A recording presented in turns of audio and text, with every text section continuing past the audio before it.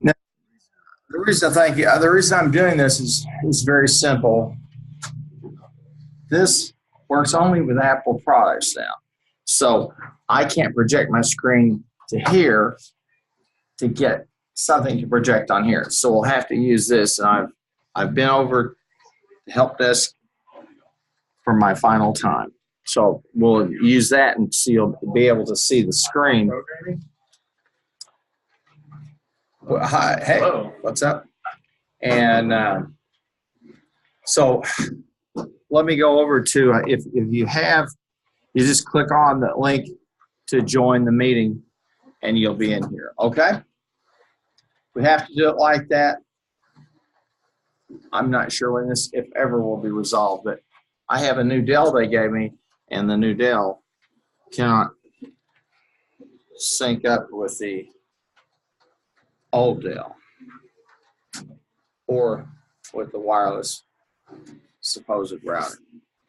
So I have said, all right, I'll kill two birds with one stone, and you'll get a better view. With the years I've taught in here, when I would do a screen over here, I'd see people over there trying to crane their necks. So we'll all see the same thing at the same time.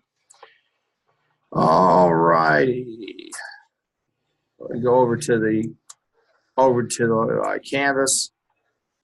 And just if you've not had a course with me before, a lot of this will be new. If you've had courses with me before, or you've taken Canvas courses, you'll understand. I want to just talk a little bit about navigating. And if you watch the pre-recorded session I did for Monday, you probably got a feeling of how that all works. But I want to walk you through that. Over on the left side there, you're going to see a home, announcements, assignments, blah, blah, blah. The first place you should always go is in the modules area. And I have the course modules. You can divide up by topics or chronologically. I have the modules in this divided up chronologically, week by week by week. And so that's really the first place you should go so that you know what your assignments are, what's up, what's due up, and that type of thing, okay? And I'll have those, and I will always have those preloaded. Now, the announcements, let me click on that. We'll talk about that section. The announcements probably is where you should go first because you're going to see some things in there. First, you're going to see my schedule. I have a general office hour schedule posted on my board, on the board next to my office, my door, but my door has my weekly schedule because it can change. And so you really should always check that. If not, it's over here online in all of my courses so you can see what's going on every day of that week. Okay? Got it? Now, you're going to see typically three types of things in the announcements. One, you're going to see my schedule. And number two, you're going to see a thing called an invitation, which is where you link in to come to join a meeting, like the one you've joined for today. Okay? Then you're going to see a link to a recording, and that's what I do with these Zoom videos is I take them and I convert them from an MP4 and I upload them into YouTube, and YouTube turns them into a video anybody can watch. And so over there you'll see like this. This is the Monday video that I did, and we did that in lieu of the ground-based Monday meeting. Got it? Yes. Anybody have a question? So far, so good. Yes? Okay. Okay. All right. Now, let's see what we got here. I'm going to need to mute that. And if you do have a microphone, please mute it, or you'll get that the luckiest, or the after the play, it was real. Okay? You'll get that stadium effect. All right. Now, in this pre-recorded video, I covered some basic concepts out of Chapter 1 to introduce you to the course. We looked a little bit at using goal seek in the Nolan case. And so I want to take some time to kind of reinforce that a little bit and then talk about the cases that we have. Now, in this course, there are three critters that you deal with. One of them is a workshop case. You say, what do you mean by that? If you've had a course with me before, what I do in a workshop is I'll take some solution or some problem or some application, and I'll work you through that. And then you upload and you get credit for the workshop. Because I want to deepen your understanding. I'm not here to teach you about keystrokes, okay, or to turn you into computer geeks. I'm trying to hopefully make you a better problem solver and hopefully a better decision maker. And what you're going to find is that here in this course, we're going to be using the Microsoft Excel Solver a lot. We'll really be using the two what-if scenario tools. That one of them is going to be GoalSeek, and the other is going to be the Solver. So, and the reason that we're going to do that is because in management science, the main goal is to create a model that lets me see how things will change or what will happen if certain conditions or variables are changed. Now, the purest form of that is a mathematical model, okay?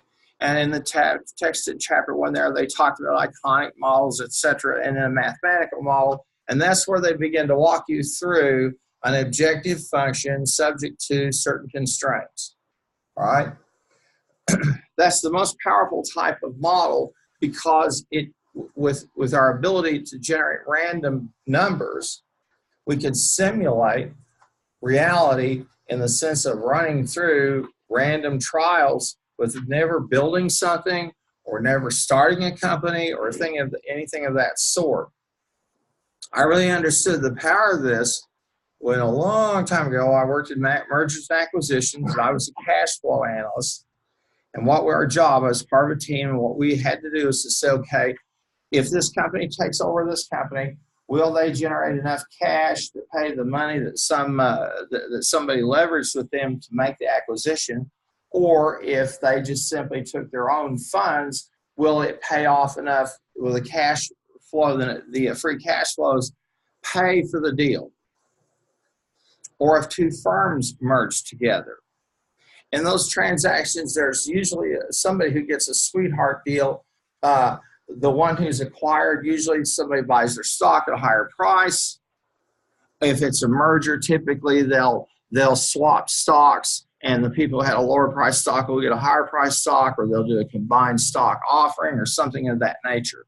IPOs sometimes will come into that, not IPOs, but just a straight venture capital investment. So our job is to say, okay, based on their operations, what we see from their financials, blah, blah, how will this look in 5 years?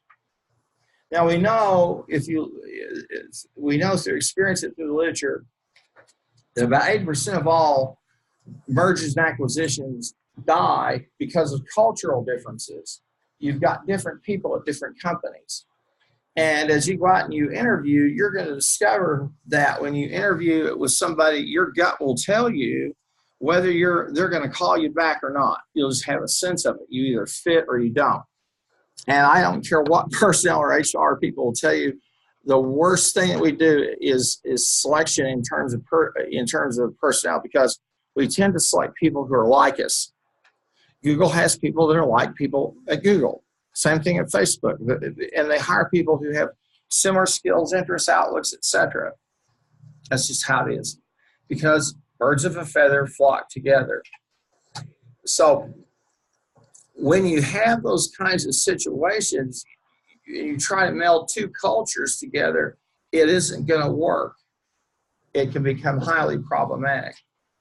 Well, I've gone through that long story to tell you this. When I first started in that business, this was right before the advent of spreadsheets, so this will date me. It took us about, probably a team of 10 of us, and it would take us 3 to 4 months to generate 6 scenarios, 6 possible outcomes. And we place this, if this price goes up or whatever, we look at operations, we look at the market, etc. That was bone hard work, a lot of work. When the spreadsheets came last year, I was there and we had Excel. We could simulate that free cash flow. We could do 10,000 trials, 5,000 trials, and tell them here are the range of possible outcomes. Okay? A key thing in management science is understanding that there is a range of outcomes in terms of the decisions that you make. Those decisions also come with unintended consequences. It's not black and white. It's not right or wrong. It's more of a continuum of really bad or really good, or it's kind of within the range of acceptable limits. And one of the things I will harp on through this course, as we see, especially Solver, which is such a remarkably versatile tool, and really it's optimization, is the principle of garbage in, garbage out. If you put in bad numbers, you'll get bad numbers, bad outcomes. If you put in good numbers, you'll get good numbers. And that's going to depend on data sources and how you handle it, and plus the experience in the field. Do you understand that industry? Do you understand that company or the two companies that are involved? So I am a great believer in this course for a simple reason, that it gives us a way to move our decision making away from kind of fuzzy kinds of approaches to something that we can at least make maybe a better educated guess. And we talked about that some I talked about that some on Monday in the pre-recorded video there. Now, the modules files, we'll go back here for just a moment. Okay. And I have a module here called Getting Started. Okay. And I have some information there for like professional resources, online resources on writing. Here's a link to Harvard Business School, MIT, Sloan, their online publications. You can pop over, I think, 2 or 3 times and look at their stuff for free. Same thing with Horton. This is Stanford. I put these out here for you. So if you want to say, well, what are the top minds in business talking about or thinking about? What's going on in their brains right now? Those are the places to go, because you're going to see articles, you're going to see discussions about what these folks are thinking about, what's on their mind. Okay. Now, right now, if the people in the financial services industry are stepping back and they're waiting for a big change that's coming, and it's a thing called fintech. If you go over to Asia, for example, you're going to find that they have a banking system, but not like we have here. And so in Asia, people use apps to pay each other or to make a purchase. Literally, before they had those, and they had cryptocurrencies and they had online banking and things of that sort, people would take their money and they'd literally bury it in the ground because they didn't trust the banks. Over there, they didn't trust the government banks. So those all types of things, everything from getting a loan to paying somebody a person-to-person payments, getting into a market, all of that is on its way here. And when it hits the United States, as it's starting to, especially I think with payment systems, PayPal is one of them, but you're going to see more and more of those things kind of crop up. That's really going to change the business model, because you'll have less and less banking that's done in person. There will be less and less ATM outlets. Why do you need an ATM outlet if you can get the funds through your phone on an app to pay your credit card or to pay for something? Okay, so these changes are coming on the way. Now, so I want to have you on top of it, and I also want to make sure that you understand that this course kind of gives us a way to take a peek under the hood of the engines of the global economy. The first most important thing to have a global economy is you've got to move goods and services around the world. If you walked into Walmart, you've got products from everywhere. It's like a miracle. And I know you go, well, that sounds kind of goofy. Go in there and take a look and see where all the products come from. How did they get all that stuff there? How do they know when to replenish and control their inventory? Can you tell me right now how many airliners are in the air in the continental United States? Give me an estimate. What do you think are up there, up in the air right now? About 12,000. Landing, flying around. They're not running into each other. They're not landing on top of each other. How are they doing that? They're using some of the tools and techniques that we're going to see in this course. They use network analysis and to handle that. And the flight controllers have those systems. And the systems are so robust that although they're 50 years old, they work pretty well. So the next time you fly somewhere and you're sitting on the tarmac, be thankful you've got that person up the tower who knows you're leaving on runway 6C headed west, and they don't have someone coming in on 6C headed east. It will be a bad day for all of us. If you look at all the way that we get goods, we order something and we get it overnight. There's an incredible, when that Amazon person runs up to your door or leaves a box there, or FedEx or whoever, behind that one thing, that the end of that transaction is an incredible array of people and materials and network analysis and tools that would boggle your mind. It would absolutely boggle your mind. So we'll get a chance to take a peek at that and see how do those things work. How do they handle the routing for the UPS trucks? How does FedEx figure out how to get one thing from point A to point B? Okay. So this course has got some interesting things for you to see. One of them, and I think the most important, is there in chapter 1, where it talks about the difference between problem solving and decision making. And you'll want to take a look at that chapter over and over. So we want to give you some opportunities to see, for example, here, what are folks talking about out there? What are the top companies? What's on their mind?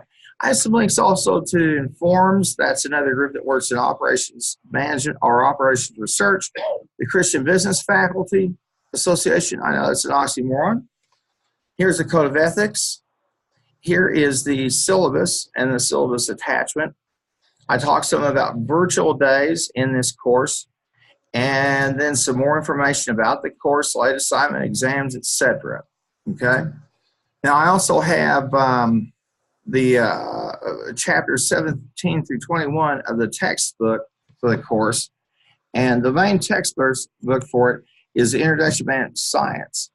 Now, if you haven't purchased the text, I am contractually obligated to tell you must buy it from the bookstore. However, you could rent the text. And you say, could I rent it in digital form so I can, yeah.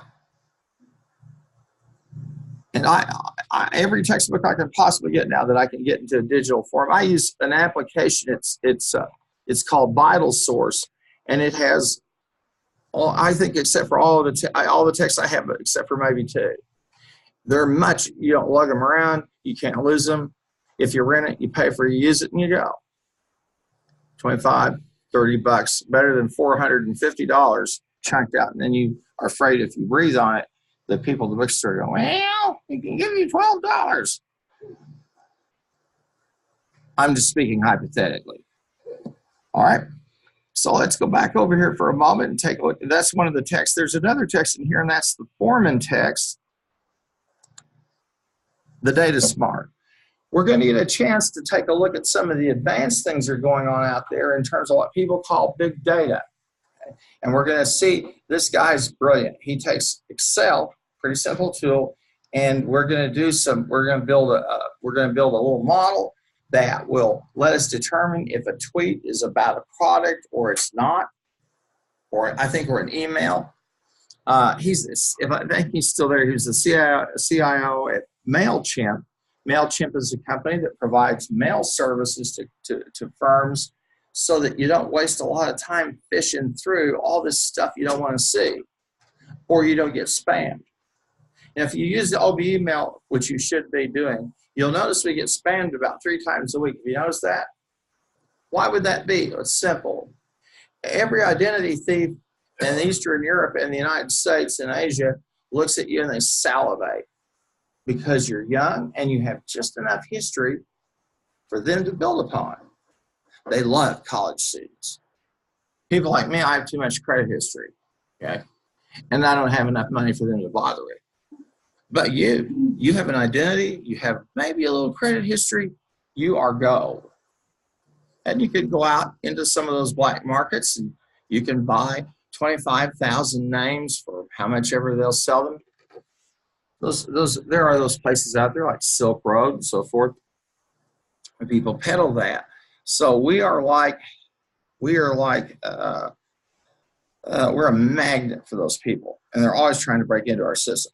So the Foreman book, excellent textbook, and then I have the other chapters for the Anderson textbook there as well. Let's go on. Anybody have a question I can answer? When's the drop ad period? Huh? No? Okay. So what is the virtual labs look like? Okay, the virtual lab is a day where on Friday, I give you time to finish your homework, test, or anything you need to do. That's all. You come here, you do whatever work you need to get done, turn in whatever assignment's done, that's it. Okay? So there's, huh? I said we won't lecture or anything. No. You're on your own. And I do that. Huh? What does that look like? Oh, well, let's pop down there. It's a good question. Module 0, we're just kind of looking over what's going on. And then you'll have module 1, that would be next week. And so next week you've got Nolan Plastics, that's a case, we'll talk about it, okay? And you'll need to upload that case. And then Anderson chapter 1, Anderson chapter 2, that's your lab. I like to do something where I put a lot of trust in. I say, okay, every Friday is a lab time. That is, you can do your homework, you can take your tests, etc., and get your stuff done, because I'll spend Monday and Wednesday covering materials. Then, as you'll notice, as we get down into the course, if you've had courses with me before, we get down to the point where I have flex time. I'll say there's no class this week, so you can work on your projects, you can work on your final. Now, why do I do that? Do I do that because I'm a soft touch? No. I do that because I'm really not a soft touch. I do it so that you get in the habit, if you haven't acquired that habit, of working independently. You go to work, your boss is going to say, here's what I need done. I need it by the 13th of October. It's August. And don't wait till the 10th of October to try and get it done. You start to work and get it done. So I give you an opportunity to develop that. And it's a skill, and to be more of a self-starter. Fair enough? Yes? No? Because I can tell you, when you interview, if you get a job and you're not a self-starter, you might keep your job, but you're not going to do what we want you to do. And that is to go excel in your field, excel at your company, hopefully end up being one of the key players, a C-suite person, for example, or maybe owning your own business. I wouldn't come here and waste my breath and time if I didn't think that inside of every one of you is the capacity to be a world-class business person. And I wouldn't try to give you the material. I give you the best textbooks I can find, the best information I can find, to just waste it. I don't have that sense. I believe every single one of you could do whatever you would want to do within great reason. And I also try to take this approach with you for one very important reason. And please don't take this wrong, but listen carefully to me, okay? Your transcript is going to have 2 words on it that people about 600 to 700 miles from here and beyond will not think much of. They'll have all kinds of things, all kinds of stereotypes. When I worked up north, I laid on my Okie accent as thick as I could so they think I was dumb as a stump. And a lot of times it was to my advantage to do that. So you're going to have to be really good. The other thing is, if you're a person of faith and you believe the Bible, what does it say? Do everything you do as unto what? the Lord. So why would we not want you to do the very best? Now, I'm pretty laid back about this, but I do want you to know I'm intense about it because I want you to be successful. There's nothing that delights me more than I'll get somebody from LinkedIn and they'll say, hey, I just got a job promotion or this or that, or somebody will email and go, I just started a business, blah, blah, blah. But you have to have some preparation to do that. And I would say this, if I was enrolled in a business school, have you seen the commercial where they say they're getting ready to do a doctor's getting ready to operate on somebody, and the person who's going to be operating on asks the nurse says, well, how good is the doctor? He said, he's okay. You've seen that? And then he says, hey, I'm glad to be back. I'm off probation. Well, for now. What would you want? Well, you don't want that. And so if you're going to go out there and be a witness for the Lord, you want to be the very best you can. And there's not a single one of you who can't do those kinds of things. I have great belief in you. I know what you can do. And that requires some of that effort. And some of it is that intensity to say, okay, I'm going to do this. And I give you the flex time as an opportunity to find out about yourself. Am I a self-starter? Can I be disciplined with my time? Can I be trusted to not have somebody looking over my shoulder to do my work? Fair enough? If I was in your shoes and I heard anything but what I've just told you, I'd say, do I really want to be with these people? And just to put it in perspective is the old thing of, the formula for a perpetuity. If you think $100,000 is a year is what you'll need to retire on, and the safest interest rate you'll get is 2%, then take the $100,000, divide it by 2%, and tell me how big your nest egg will need to be. Look at your age and start to say, how do I get there? But continue to pay Social Security. It will be there for you. Believe me, it will be there for you. You seem skeptical. How can you feel like that? It's my God-given right to eat what I want, how much I want, lapse into a diabetic coma for 2 years, and have an insurance bill for $10 million and pass it on to you. This is a great country. God bless America. It's my right to, we don't even print money anymore. We just got computer books. So let's add a few more billion. I need a wall. Let's build a few bombers. Okay. Our government, hey, why do people around the world keep loaning us money and investing in the stock market? Anybody know? What do you think? Have you thought about that? I get tickled when I hear commentators go, we owe the Chinese billions of dollars.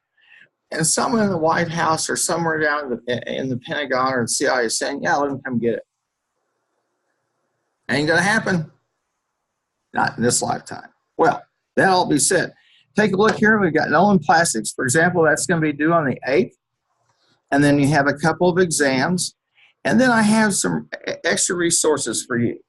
Here's one that's a link to Excel. It's called Excel Easy, and they cover Excel Solver. Solver is a very simple but very powerful tool. My predecessor who taught this course believed that the best way for you to learn about optimization was to make you solve algebraic equations and use graph paper and graph those algebraic equations every single week. And you'll see the textbook, our authors, you'll see that in the textbook that as a bow to those folks, they'll show you about algebraic, how to go do some college algebraic equations, chart them, and see what's the feasible solution area. Solver will do the same thing for you in blink of an eye. So I have a link there. I also have a link there for a couple of types of models in Solver. One of them is GRG nonlinear. Some problems that we run into, the data are not distributed normally. Normally meaning like we would think a what we would call a Gaussian distribution or the so-called bell curve. The other is what we call it Excel solver evolutionary, and that's where we're not really quite sure how the data line up. So what do you mean? Well, we pretty much know this, and you'd say this: if the interest rates go up, home sales will do what typically? Interest rates go up, home sales will typically do what? What? We have to pay more in interest. Exactly. That was we're pretty sure that there's a correlation there. But there are some that are evolutionary. We don't know how they'll look, what they'll look like. And because we just don't have the data, we don't have the business experience. People are still trying to wrap their head around this thing of networks. If Kim Kardashian has 25 million followers, what is that worth? It's got to have some worth because it's 50 million eyeballs, or give or take a few. What's it worth? What's Facebook really worth? Well, whatever they can squeeze out of advertisers. But who's the product in Facebook? Can somebody tell me? It's you. Isn't that nice? You fill out the database for them. They collect the data. They put it out algorithms, and they sell it to the Russians, and big companies, so they can do what? Sell you stuff. I love Facebook because I like to go from one really extreme party or group to the other. They don't know what to do with me. I'm getting stuff from one group to this group, but you're the product. A little creepy, isn't it? So all those Facebook pages out there, when you took a selfie at that party, it's out there. It will never go away. Never forget this, unless you find the hard drives and the servers and burn them and beat them and bury them in the sea. They're there for someone to find. Okay, now, so we've got some different tools or models with Excel solver that we can use. And so I want you to take a look at that. And then I have the key there for Nolan Plastics. And we'll talk about Nolan Plastics. It's an interesting company. It's an interesting case. And so we'll take a look at it. Does that help answer your question? Now, you can go module to module. As I had mentioned earlier, we've got some flex time. Okay. And I'll have some class sessions. They'll be pre-recorded, but the time, you can see those pre-records when you want. But the other time you should spend working on projects, finals, etc. Fair enough? So you've got workshops. Those, I walk you through them. You upload them, you get credit. Then you have quizzes and exams. Then the finals. And I'll have some hands-on types of things for you as well.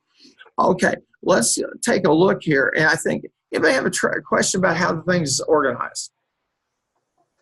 Mondays typically be a ground-based session. Wednesdays are typically virtual session.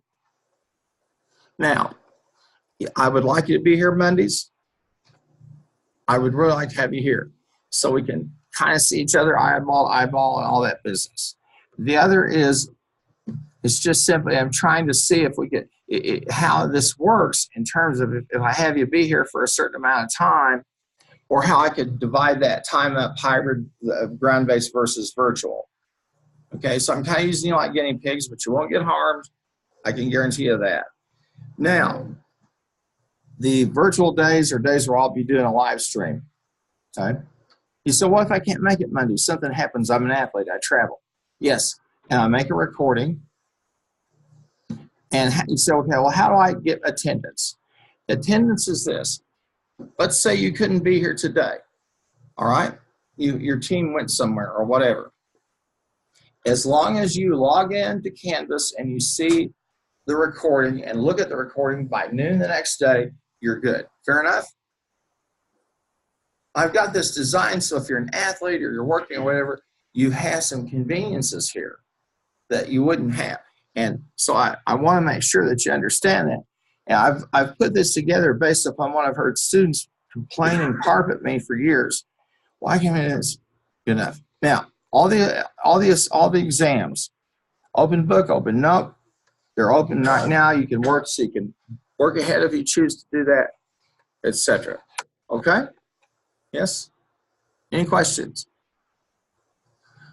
I think most of you have had courses with me before, so you kind of get what we're going on. Let's do this. I'm going to go over here to the vital source, and I'm going to open up the Anderson textbook, and we're going to talk about Nolan plastics. Now, that's going to be due on Friday, okay? And let me find this here. Pardon me, on February the 8th, excuse me. Every Friday is when you'll be having stuff will be due unless there's some holiday that intervenes, okay? And Nolan. Now this is the key, and I'm going to publish it right now because it's unpublished. I've got it hidden. So you should see it in just a minute pop up. And it's called Nolan Plastics is the key for that case. That's what you'll upload for Nolan Plastics, okay? Let's talk about what's in here. And so I'm going to open the file up, first of all. And you'll want to download it to your desktop, save it, and then back up and so you can submit it for the credit. Now, let me get this downloaded. And we'll take a look at it.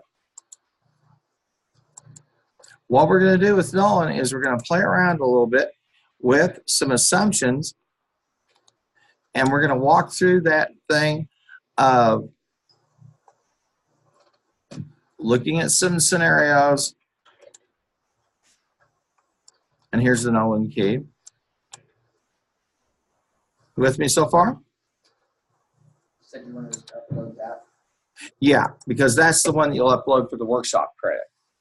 Okay? Now, here's what I would like you to do. I would like you, when I give you a case, to try it. I'll give you instructions of, okay, we're going to do this to this variable or this to that variable, and just try it. Okay? And then you'll see, then I'll run through the key, and we'll talk about how did I get that, etc. And a lot of them are going to be just simply taking some data sets and manipulating them a little bit. And this is just a really good, easy start with this. Now, here you're going to see I've got some instructions, so I'm going to size those up a bit. And we're going to use goal seek to obtain the fixed costs necessary to achieve break even. The first model that the textbook has us look at is break even analysis. Total cost equal fixed costs plus variable costs, right? Contribution margin. Can somebody tell me what that is? Contribution margin. It's the revenue per unit. Yes. Less variable costs gives me what I can cover fixed costs. Variable costs are those which what?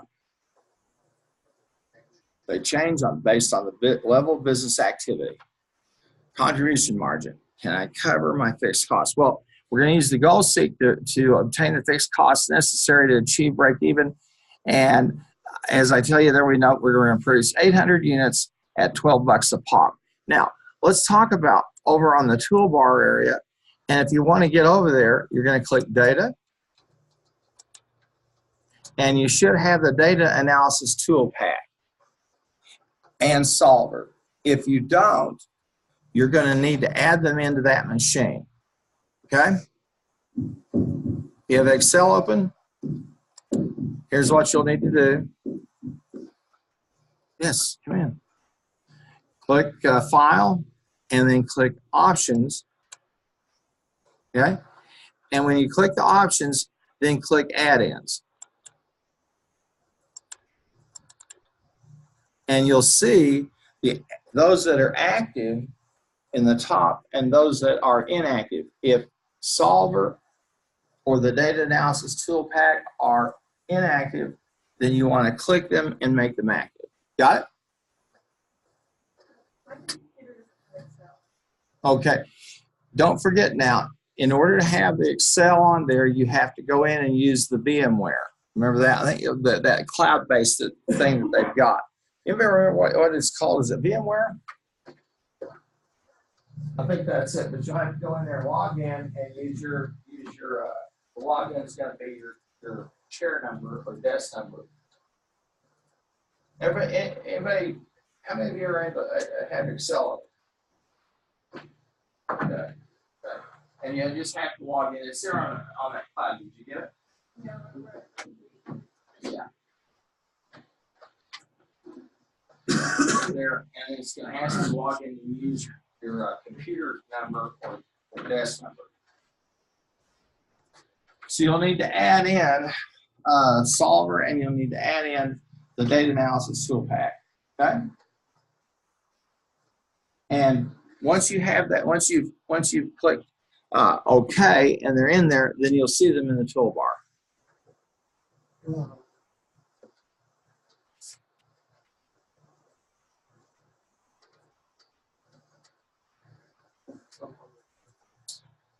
Yeah, click that OK, and then just cancel that. All right. Yeah. And what you're going to do is let's go ahead and let's get a fresh tab. Let's diminish your browser there, and then go to the VMware. Yeah, the VMware is a little green thing on the left-hand side. Got it? So far, so good.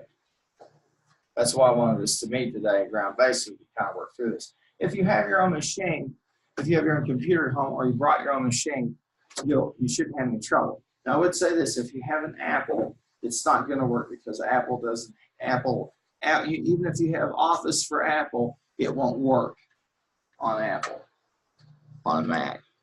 And Access doesn't work either on Mac. Most of the business people in the world use Dells or Dell. We try to work through. Can you get a simulator or something in here that will let you do it? But my voice remains unheard. Okay. Everybody getting into the VMware and getting Excel and getting the add-in. So far, so good. And you'll know because you'll look in the left hand. You'll click on data, and you look over in the right hand of the toolbar, and you'll see if you're looking at the. And I've got it on the screencast here. You'll have data analysis and then the solver. Okay. No, on machine. This thing's not, I can't broadcast with this. The only people that can, people got AirPlay and Mac. So we're resorting to having you log in and use Zoom to see the screencast, to see my screen, because that's what I'm showing you. Got it? Did you log in on Zoom? Okay, you got to join the. You got to join. Yeah, you got to join the meeting. Yeah. I am unable to broadcast from my machine in any one of these labs. And I've talked with them, but thankfully we've got Zoom, so while I'm doing the broadcast, you could see I'm doing a screen share with you basically. And then if you're not in the room, it's got audio with it as well. So far, so good. Yes. Okay, now let's look at this for just a moment, and we're going to take a look here at Nolan Plastics. They've got some fixed costs. They've got a variable cost per unit, and then they've got a selling price per unit. And the text covers Nolan Plastics, but this is the first where we kind of get you into that mode of saying, okay, I want to use these what-if tools. Did you get in yet, or? Okay. Yes. Well, go back to options. I clicked on add-ins, and then if they were not active, the top, see the active applications, then the bottom here, the inactive. If it's inactive, I click on it, and then I click OK to make it active. That's how I make it add it in. Got it? Yeah? Did you get there? Okay. All right. Now, you'll know it's activated, again, when you look in the toolbar, you click Data, the Data tab, And then on the far right, you're going to see solver and data analysis. Now, if you come over here, you're going to see a tab called forecast. Everybody see that? Now take a look here and you'll click at the what if analysis and you're going to see three tools.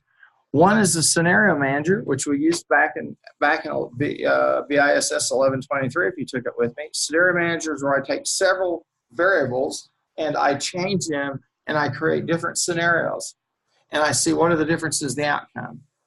Then we have the data table, and that's we did a case there back in that course where we looked at, I think we did a capital budgeting exercise, and we looked at interest rates versus annual income or net cash flow, and what was the profitability index on that. We incorporated NPV in it to see at given interest rates or capital hurdle rates and investment rates, what does that look like?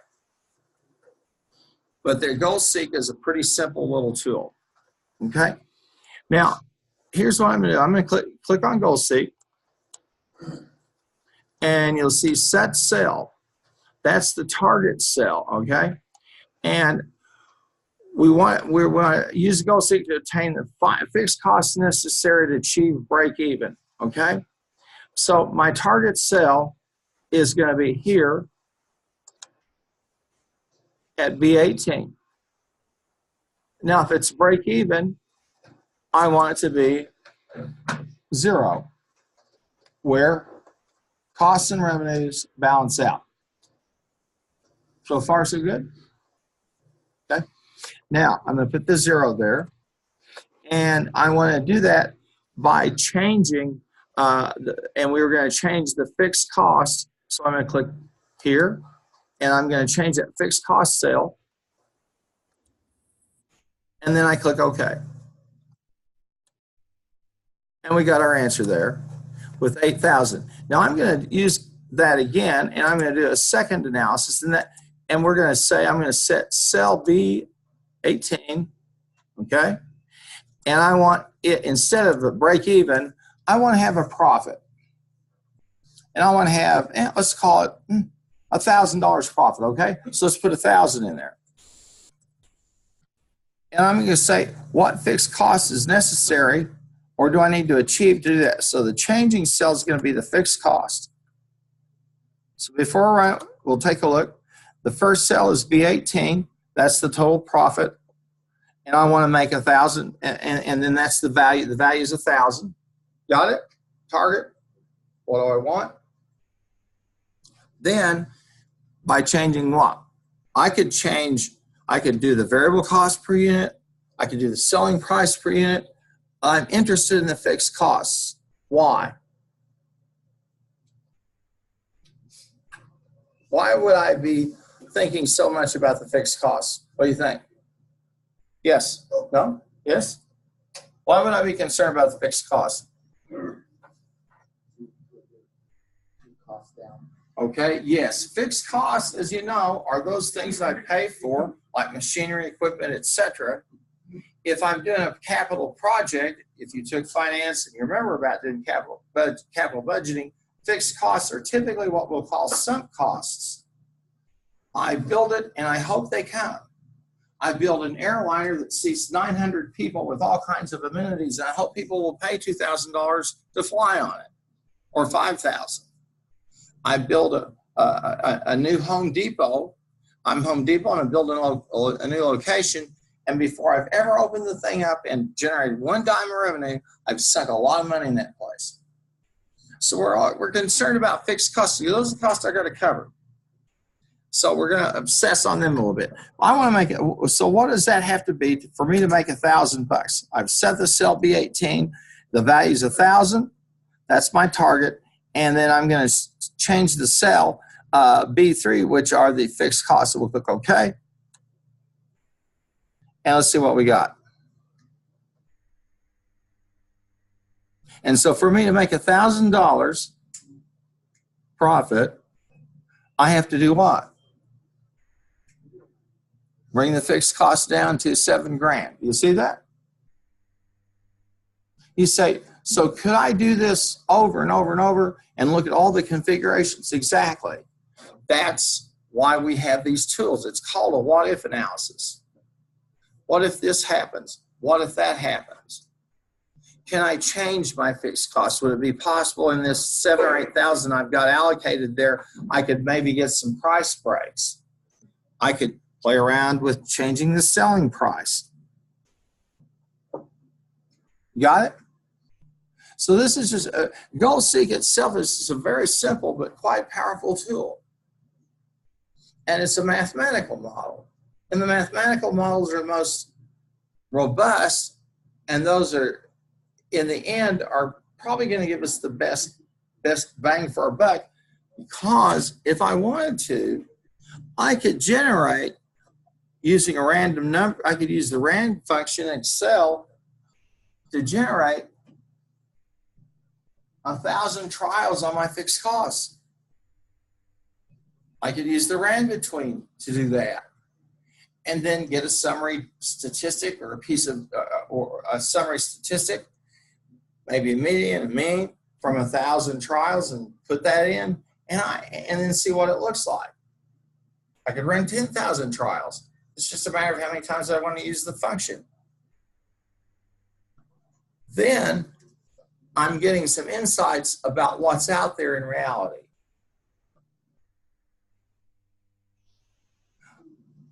As a business person, I'm always concerned about risk.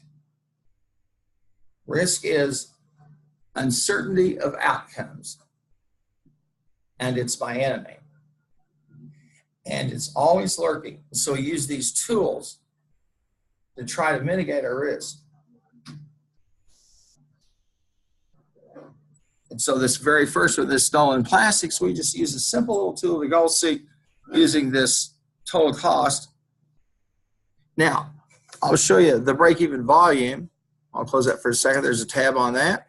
What kind of volume do we have to run to break even?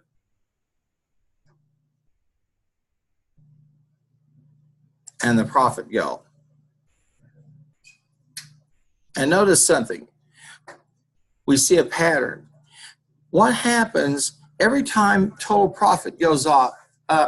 Notice what happens. We get a fixed cost that goes down. And it's almost like a one-to-one correlation. Isn't it? Why would it be like that? Because we have maybe some perfect elasticity there. You say, oh, that sounds like micro. Get away from it. But you want to know about price elasticity. You want to understand about sensitivity. And we know this. The profit or total profit or loss on this situation is very sensitive to those fixed costs. For every dollar I bring up fixed costs, I lower the total profits. For every dollar I reduce in fixed costs, I increase the total profits. Is that an insight that's important for me? I bet it is. And when you're thinking like that, you're thinking like a company owner. And when you think like a company owner, if you're working for somebody, they're going to be saying, I've got somebody I can work with. I've got an employee that thinks like an owner. I have a valuable person. Not just somebody who wants to draw a check. There are plenty of people out there that do that. You seem restless. I thought we were going to go till 12:30. Didn't you see my announcement? All right. We're at that time of day, at that time in my class where there's some important things I say to you. And what is it? Why are you people still in my lab? God bless you. Take care. I will see all of you Monday, I guess. Thank you for your time.